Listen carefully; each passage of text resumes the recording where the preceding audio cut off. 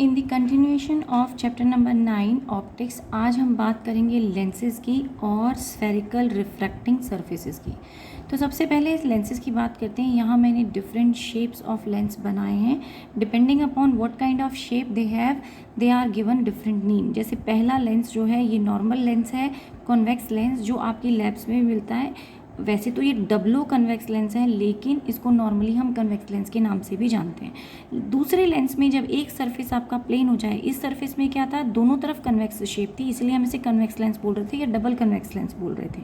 लेकिन इसमें एक प्लेन हो जाएगा और एक अगर कन्वेक्स शेप रहता है, then it will be called as plano convex.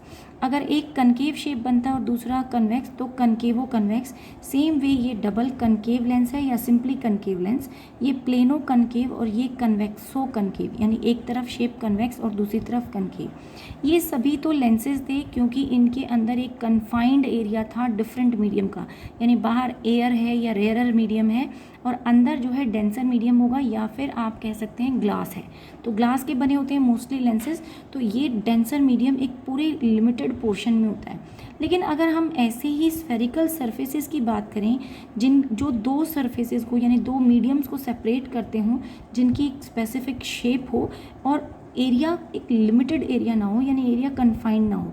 जैसे यहाँ पर ये रेयर मीडियम है, ये डेंसर मीडियम है, लेकिन यहाँ कोई लेंस की एक शेप नहीं है। एक तरफ से तो है, ये कन्वेक्स सरफेस मिला, लेकिन ये लेंस नहीं बन पाया, बल्कि ये सरफेस कहलाएगा क्योंकि ये पीछे तक एक्सटेंड हो रहा है।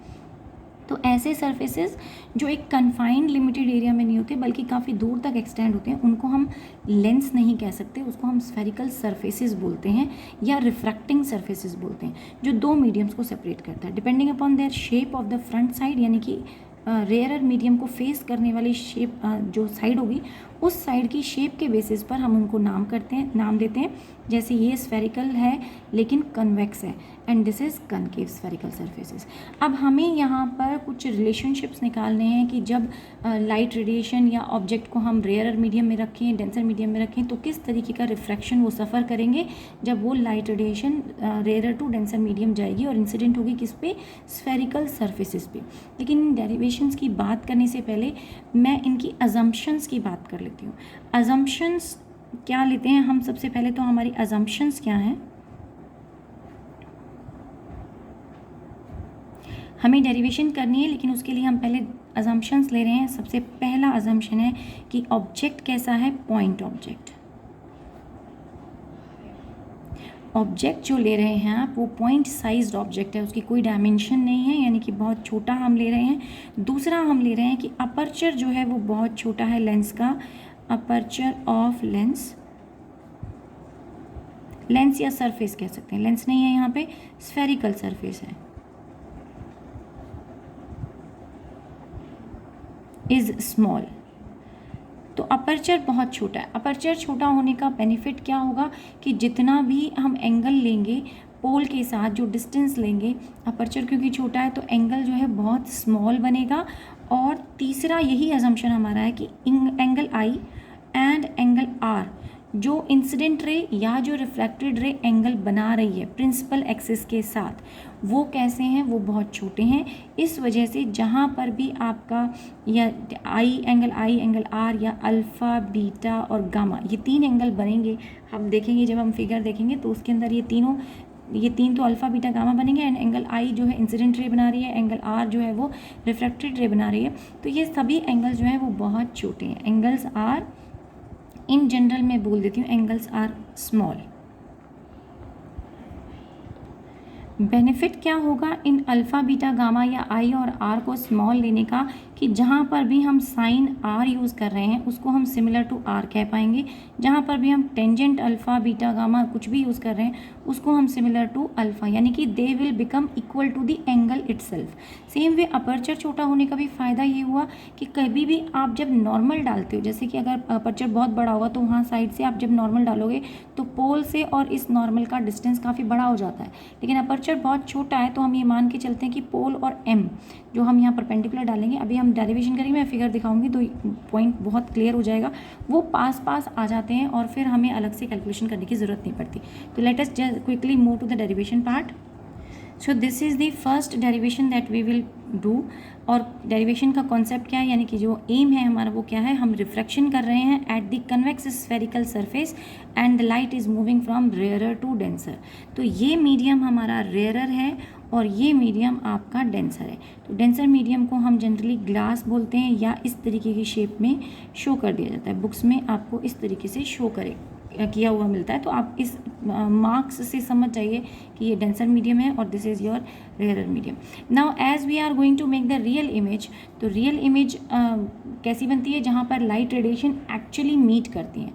तो सिर्फ हमें लगेगा नहीं कि लाइट रेडिएशन वहाँ मीट कर रही है, बल्कि वहाँ पर एक्चुअली लाइट रेडिएशन जाकर मीट करेगी। ऑब्जेक्ट जहाँ पर प्लेस्ड है उस पॉइंट को हम ओ कहेंगे और जहाँ इमेज बनेगी उसको हम आई कहेंगे। तो यहाँ नाम दे देते हैं, लेट अस से कि ऑब्जेक्ट यहाँ प्लेस था, ऑब्जेक्ट से लाइट रेडिएशन स्ट्रेट गई और एक लाइट रेडिएशन स्ट्रेट निकल गई प्रिंसिपल एक्सिस पर। लाइट रेडिएशन जो प्रिंसिपल एक्सिस पर गई है वो तो दूसरी साइड भी स्ट्रेट ही निकल जाएगी, लेकिन जो यहाँ इंसिडेंट हुई वो रिफ्रैक्ट हो जाएगी और आपकी मीट करेगी आई पे आके, यानी यहाँ पर हमारी इमेज बन जाएगी। ऑब्जेक्ट भी पॉइंट साइज है, इमेज भी पॉइंट साइज है। अब ये जो इमेज थी और ये ऑब्जेक्ट जो हमारा मीट करा था, तो जो लाइट रेडिएशन इंसिडेंट एंगल बनाती है विद द नॉर्मल, तो अब हमें नॉर्मल चाहिए। नॉर्मल कहाँ से बनाएंगे हम, सेंटर ऑफ कर्वेचर से। तो जब भी कोई स्फेरिकल सरफेसेस होता है उसका रेडियस जो है वो एक्चुअली नॉर्मल का बिहेवियर दिखाता है या नॉर्मल की तरह बिहेव करता है। तो हम सेंटर ऑफ कर्वेचर वो पॉइंट है जहाँ पर ये इस स्फेरिकल सरफेस का रेडियस आपको मिल रहा हो। तो यानी कि उस सी पॉइंट से कहीं पर भी आप कनकेव सरफेस पर जो भी पॉइंट लेंगे वो नॉर्मल है। तो यहाँ हमने नॉर्मल कहाँ बनाना था, हमें कहाँ ज़रूरत थी, जहाँ पर लाइट ओ से आने वाली लाइट इंसिडेंट हुई, तो हमने वहाँ से नॉर्मल बना दिया। सो दिस इज़ योर नॉर्मल। अब नॉर्मल के साथ जो इंसिडेंट रे एंगल बनाती है वो होता है आई, और जो रिफ्रैक्टेड रे नॉर्मल के साथ एंगल बनाती है उसको कहते हैं हम आर। अब यहाँ के एंगल्स का भी कुछ नाम दे देते हैं। तो ऑब्जेक्ट ने जो एंगल बनाया लेटस से वो अल्फ़ा बना, जो इमेज ने एंगल बनाया वो बना बीटा, और लेटस से जो आपका सेंटर ऑफ कर्वेचर एंगल बना रहा था उसको कहते हैं हम गामा। ये हमने सिर्फ कन्वेंशंस लिए कुछ नाम दे दिए हैं। एंड अब इस पॉइंट से हमें नॉर्मल डालना है कहाँ, प्रिंसिपल एक्सिस पर। तो ये पॉइंट क्या होता है, इसको कहते हैं हम पोल। लेकिन ये जो नॉर्मल ऊपर से डला है इसे हम कहेंगे एम। तो एम का नाम दे देते हैं, नेम दिया है, आप इसे एच भी दे सकते हो, नॉर्मल एन भी दे सकते हो, बट मैंने इसे ये एन नहीं बोला क्योंकि इसको हम नॉर्मल बोल रहे थे। सी एन को नॉर्मल का नाम मैं पहले दे चुकी थी, तो इसको कुछ और नाम देना था, तो I gave it as M. ज़रूरी नहीं यही नाम दें, आप कोई भी नाम दे सकते हैं, बट ऐसी 6 फिगर्स हैं और 6 डिफरेंट डेरिवेशंस हैं और सब सिमिलर हैं, तो नाम याद रहें तो ज़्यादा अच्छा है, तो वो आपके लिए इजी हो जाएगा। अब हम इनकी मेजरमेंट देख लेते हैं कि कहाँ से किस डिस्टेंस को हम क्या बोल सकते हैं। इमेज डिस्टेंस को बोला जाता है v, और ये उसी डायरेक्शन में जिस डायरेक्शन में इंसिडेंट रे है, तो this should be positive. Centre of curvature point को बोलते हैं हम r, और ये भी उसी डायरेक्शन में जिस डायरेक्शन में आपकी इंसिडेंट रे थी, तो ये भी पॉजिटिव। लेकिन जो ऑब्जेक्ट है वो opposite to the pole observe हो रहा है और वो हो गया -u। कन्वेंशन भी हमारे पास आ गई, every derivation every part we have. अब हमें क्या फाइंड करना है, हमें फाइंड करना है कि sum of two interior is equal to the exterior angle. ये तो रूल हमें पता ही है। तो sum of two interior angle, जैसे कि ये आर और ये अल्फ़ा, इन दोनों का सम टोटल जो है इस आई के इक्वल है। तो हमें ये दिखाना था, और ये रिलेशन लिखा भी हुआ है, i is equal to alpha plus gamma. तो alpha sum of two interior angle, इस ट्राइंगल में जो ये हमने ट्राइंगल लिया, इस ट्राइंगल के अंदर alpha plus gamma is equal to i. Same way यहाँ पर भी 2 ट्राइंगल्स बन रहे हैं, और ये ट्राइंगल अब हमारे पास कौन से हैं, ये हो जाते हैं आपके पास beta angle, this beta, and this r refraction वाला angle, and that is equal to your gamma angle. तो गामा जो है दोनों पार्ट्स में काम आ रहा है, दोनों जगह काम आ रहा है, तो हमने दोनों के लिए रिलेशन लिखा r plus beta, this is r plus beta is equal to gamma. लेकिन हमें चाहिए क्या, हमें एंगल ऑफ रिफ्रैक्शन चाहिए, यानी कि आर चाहिए। तो पहली इक्वेशन में तो आई मिल ही रहा था और दूसरी इक्वेशन में रिफ्रैक्शन एंगल चाहिए था आर, वो भी हमें यहाँ से मिल गया। अब ये रिलेशनशिप हमें क्यों चाहिए था, क्योंकि हमें आई और आर की वैल्यू प्लेस करनी है। अगर हम डिफाइन करें, we are moving from first medium to the second medium, तो इस मीडियम का रिफ्रैक्टिव इंडेक्स μ1, इस मीडियम का रिफ्रैक्टिव इंडेक्स μ2। तो हमारा स्नेल्स लॉ कहता है sine i by sine of r is equal to μ1 to 2। आप फर्स्ट से सेकेंड मीडियम पे जा रहे हो, लेकिन μ1 to 2 को हम लिख सकते हैं μ(2) by μ(1). ये तो नॉर्मल रिलेशनशिप है, ये हमने पहले भी सॉल्व किया था। Also we have taken the convention, हमने अजम्पशन इसमें डाला था। अजम्पशन हमने लिया था कि एंगल आई और एंगल आर स्मॉल एंगल बनाएंगे। तो अगर स्मॉल एंगल बनाते हैं दैट मीन्स साइन आई को हम आई लिख सकते हैं, साइन आर को हम आर लिख सकते हैं। तो ये इक्वेशन यहाँ हम ये भी लिख सकते हैं दैट आई बाय, और इसको फिर क्रॉस मल्टीप्लाई भी करना है। सो दिस इम्प्लाइज, यहाँ लिखती हूँ पहले, i by r is equal to mu two by mu of one. So if you cross multiply you will get i into mu one is equal to r into mu of to.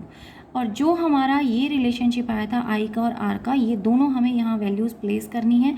लेकिन इसके बाद भी हमें अब क्या चाहिए होगा, हमें अल्फ़ा, बीटा और गामा, ये तीन एंगल्स जो हैं अलग अलग बन रहे हैं, इन तीनों एंगल्स का हमें tangent of alpha, beta, gamma निकालना है। और इस टेंजेंट ऑफ अल्फ़ा को भी हम इक्वल टू अल्फ़ा बोल सकते हैं because the angles are small, और फिर हम उसको वापस इक्वेशन में पुट करेंगे। तो लेट अस सी हमने कैसे स्टेप वाइज सॉल्व करना है। So as i can be written है here as alpha plus gamma into mu of one is equal to your gamma minus beta into mu of two. ये मैं कहाँ से लाई हूँ, ये यही वाली अल्फ़ा प्लस गामा पुट कर दिया यहाँ पे, आई की जगह, आर की जगह गामा माइनस बीटा हमने यहाँ पे प्लेस कर दिया। अब मुझे अल्फ़ा बीटा गामा चाहिए। Alpha is similar to tangent of alpha, क्योंकि एंगल स्मॉल है, लेकिन टेंजेंट अल्फ़ा कौन सा ट्राइंगल, ये वाला ट्राइंगल। अगेन एक अजम्पशन मैंने लिया था कि अपर्चर बहुत छोटा हो। अपर्चर छोटा है तो देखिए मैंने ट्राइंगल बनाने के लिए यहाँ पे एक नॉर्मल डाला है प्रिंसिपल एक्सिस के ऊपर, और ये नॉर्मल एम जो है, अगर तो अपर्चर बड़ा हुआ तो फिर क्या होगा, ये एम और पी के बीच में काफ़ी डिफरेंस आ जाएगा। लेकिन अपर्चर छोटा होगा तो ये एम और पी पॉइंट जो हैं वो काफ़ी क्लोज होंगे। बेनिफिट ये है कि हम सारी ऑब्जर्वेशंस लेते हैं यू से। अगर एम और पी दूर दूर हुए तो फिर हमारी ऑब्जर्वेशन जो हम पी से ले रहे थे वो हमें एम से लेनी पड़ेंगी, और एम का डिस्टेंस फिर वेरी कर जाएगा। तो हम ये मान के चल रहे हैं कि पी और एम पॉइंट अलग अलग नहीं है, बल्कि वो कॉमन ही पॉइंट है। तो जो एम नॉर्मल डल रहा है वो close to the point P है, और इसीलिए वहीं पर ट्राइंगल कंप्लीट हो गया। सो दैट कि हमारा यू का ऑब्जर्वेशन आर का और वी का वैल्यू वेरी ना करे। तो अब हमने यहाँ पे टेंजेंट अल्फा निकालना था। Tangent alpha is equal to perpendicular upon base. इस परपेंडिकुलर का भी कुछ नाम दे देते हैं, let us say that is height h. ये हाइट हमारा बोथ साइड कैंसिल हो जाएगा, फिर भी निकालते हैं इसको एच बाई यू, लेकिन यू कैसा है, नेगेटिव है, so it will come out like this. Same way हमें बीटा निकालना है, तो that will be equal to tangent of similar to tangent of beta, and tangent of beta is again h, इसको h कह दें H. लेकिन अब की बार बीटा एंगल कौन बना रहा था, इमेज बना रही थी। इमेज का डिस्टेंस कितना है, वी है। सेम हम निकालते हैं गामा एंगल, निकालते हैं gamma is similar to your tangent of gamma, and tangent of gamma क्या हो जाएगा, अगेन एच, लेकिन अब रेडियस ऑफ कर्वेचर यानी आर हमें लेना है। Now we have all the values, alpha beta gamma की वैल्यू आ गई जो हमें back to the equation put करनी पड़ेगी। This is your equation number 1। So हम कर रहे हैं put in equation 1। So let us place the value, alpha की वैल्यू पुट की h by you, and that is your gamma की value put करते हैं h बाई आर, एंड दूसरी तरफ आपके पास गामा आ गया that is equal to h by r. Beta की वैल्यू आ गई h बाई वी, और ये है म्यू ऑफ 2 से मल्टीप्लाइड, और इस साइड है आपका mu of 1। When you rearrange this equation आपके पास रिलेशनशिप आ जाएगा म्यू 1 बाई यू। एच हम बोथ साइड्स कैंसिल कर देंगे, एच की ज़रूरत हमें नहीं है, तो ये म्यू 1 यहाँ आएगा with the negative symbol, plus ये आपके पास माइनस म्यू 2 बाई वी था which will take on this side, तो ये हो गया mu 2 by v, and then your आपका ये जो रिलेशन है म्यू 1 बाई आर उस तरफ लेके जाते हैं, तो आपके पास आ गया म्यू 2 इधर आ रहा था, mu 2 minus this one mu of 1 divided by r. तो हमारे पास फाइनल रिलेशनशिप आ गया which is equal to mu by v, mu 1 this one, mu 2 this mu 2 by v minus mu 1 by u is equal to mu 2 minus mu of 1 by r. ये कब है, जब हम लेकर कहाँ से जा रहे थे ऑब्जेक्ट को, रेयरर से डेंसर की तरफ लेके जाते। इमेज कैसी बन रही थी, रियल इमेज बन रही थी। केस कौन सा था, कॉन्वेक्स का केस था, कॉन्वेक्स लेंस का, कॉन्वेक्स सरफेस का केस था। तो कन्वेक्स स्फेरिकल सरफेस हमने यूज़ किया, रियल इमेज बनाने के लिए यूज़ किया, रेयरर मीडियम से डेंसर मीडियम की तरफ जा रहे थे। सेम दूसरा एक्सप्रेशन देख लेते हैं, this is the another case, और यहाँ हम बनाना चाहते हैं वर्चुअल इमेज। वर्चुअल इमेज के लिए ये एंगल हो गया बीटा, सॉरी मैं इसको पहले नाम दूँ, ऑब्जेक्ट यहाँ पर प्लेस्ड है, स्ट्रेट गया, स्ट्रेट जाने के बाद डेविएट हो गया अपने पाथ से, लेकिन हमें लगा पीछे से कहीं और इमेज मतलब रेज आ रही हैं, तो यहाँ बनी इमेज। एक लाइट रेडिएशन स्ट्रेट निकल गई, लेकिन जिस पॉइंट पर इंसिडेंट हुआ था वहाँ हमने नॉर्मल ड्रॉ कर दिया। नॉर्मल हमेशा सेंटर ऑफ कर्वेचर से बनता है। परपेंडिकुलर डाला वो m हो गया। इस m को हम, इस पॉइंट को हम n बोल सकते हैं। जो इंसिडेंट रे, ये जो वाली जो थी ऑब्जेक्ट वाली रे, जो इसके साथ एंगल बनाई है, किसके साथ, आपके नॉर्मल के साथ जो एंगल बनाती है, दैट इज़ कॉल्ड एज, ये पूरा angle, this is called as angle of incidence. जो रिफ्रैक्टेड रे जो बेंड हो गई, वो जो नॉर्मल के साथ एंगल बनाती है उसको हम कहते हैं एंगल ऑफ रिफ्रैक्शन। जो सेंटर ऑफ कर्वेचर एंगल बना रहा होता है उसको कहते हैं हम गामा। ऑब्जेक्ट बनाता है उसको कहते हैं अल्फा। जो इमेज बनाती है उसको कहते हैं हम बीटा। तो ये तो सारी ऑब्जर्वेशंस वही हैं जो हम पिछले केस में ले रहे थे। ये डिस्टेंस, पोल से डिस्टेंस सारे नापे जाते हैं, तो पोल से ये हो गया v इमेज की पोजीशन, लेकिन अब की बार अपोजिट टू द डायरेक्शन है तो -v, u वो भी माइनस में, r वो प्लस में। तो ये कन्वेंशंस थी जो हमने ले लिए। अजम्पशन सारी हमारी वही हैं कि अपर्चर छोटा है, एंगल्स छोटे हैं, I R alpha beta gamma सारे एंगल्स छोटे हैं, विद कन्वेंशन हमने कंसिडर कर लिया। वही निकालना है हमें, sum of two interior is equal to exterior. तो यहाँ पर भी देखते हैं सम ऑफ टू इंटीरियर, यानी अल्फा प्लस गामा जो है आई के इक्वल हो रहे हैं। तो इसे अगर हम दिखा दें तो ये एंगल और ये एंगल आपका आई के इक्वल आ रहा है। तो हमने लिख दिया है alpha plus gamma is equal to i. दूसरा केस अगर हम देखें तो दूसरे केस में ये जो एंगल है बीटा एंड गामा, ये आपका इस एंगल के बराबर है। सो मैं कलर कर देती हूँ, दिस इज़ बीटा एंड ये गामा को हम रिपीट कर रहे हैं क्योंकि वो इसमें भी है और इसमें भी है, और then your alpha, sorry r. तो refraction angle is equal to beta plus gamma. तो बीटा और गामा के इक्वल आपके पास रिफ्रैक्शन एंगल आ गया। ये दोनों केसेस हमारे पास आ गए। सेम सिचुएशन है, कहाँ से कहाँ जा रहे हैं, रेयरर से डेंसर जा रहे हैं हम, यानी ये μ2 है, ये μ1 है। ये इमेज कैसी बन रही है, वर्चुअल इमेज बन रही है। इस बारी इमेज कैसी है, वर्चुअल है। तो ऑल केसेस आर सेम, सिर्फ हमें क्या वेरी करना है, जो अल्फ़ा बीटा का जो रिलेशन था वो वेरी हो गया। यानी पहले हमारा आर जो है माइनस की फॉर्म में आ रहा था, लेकिन अब वो नहीं है। तो हम रिलेशन तो वही लिखेंगे जैसे कि मैंने पिछले केस में लिखा था, μ1i is equal to μ2r बन रहा है। Tangent alpha, alpha similar to tangent of alpha निकाल लेते हैं, beta similar to tangent of beta निकालते हैं, and gamma similar to tangent of gamma निकालते हैं, और इन सब का रिलेशनशिप देख लेते हैं। That will B h। ये डिस्टेंस अभी भी h है जो हमने नॉर्मल डाला था। तो अल्फ़ा अगर आपको चाहिए तो h by this distance minus u। Beta अगर आपको चाहिए तो h डिवाइडेड बाय -v। पिछली बार ये माइनस में नहीं आया था, ये प्लस में आया था। गामा अगर हम निकाल रहे हैं तो that is h by r। तो gamma is your h by r। अब यही रिलेशनशिप हमने back to the equation put करना है, लेकिन अब की बार हमारी इक्वेशन क्या थी, म्यू आई की जगह हम पुट करेंगे अल्फ़ा प्लस गामा, एंड दूसरी तरफ μ2, ये μ1 था, and beta plus gamma. Now you place the value of alpha beta जो हमने यहाँ टेंजेंट से निकाली, वापस back to the equation and will simplify. तो मैं लिख देती हूँ रिलेशनशिप में, अल्फा की इक्वेशन थी -h by u, and gamma के लिए रिलेशन था आपके पास h by r but plus में, then mu of two beta के लिए -h by v, and gamma के लिए अगेन h बाय r वो भी प्लस में। When you rearrange the equation again you will get the same value, same formula. हमारे पास कोई फ़र्क नहीं होता इसके अंदर, जब तक आप रेयरर से डेंसर मीडियम में जा रहे हैं तब तक रिलेशनशिप में कोई फ़र्क नहीं पड़ेगा, चाहे इमेज कैसी हो, रियल हो या वर्चुअल हो। फ़र्क कब पड़ता है, जब आप डेंसर से रेयरर मीडियम में जा रहे हैं। तो आज की क्लास में यही ख़त्म कर रही हूँ। नेक्स्ट डेरिवेशन लेंगे हम डेंसर से रेयर मीडियम वाली, और वहाँ पर आपका ये इक्वेशन चेंज हो जाएगा। सो आज की क्लास के लिए इतना ही। नेक्स्ट क्लास में हम कंटिन्यू करेंगे with denser to rarer medium.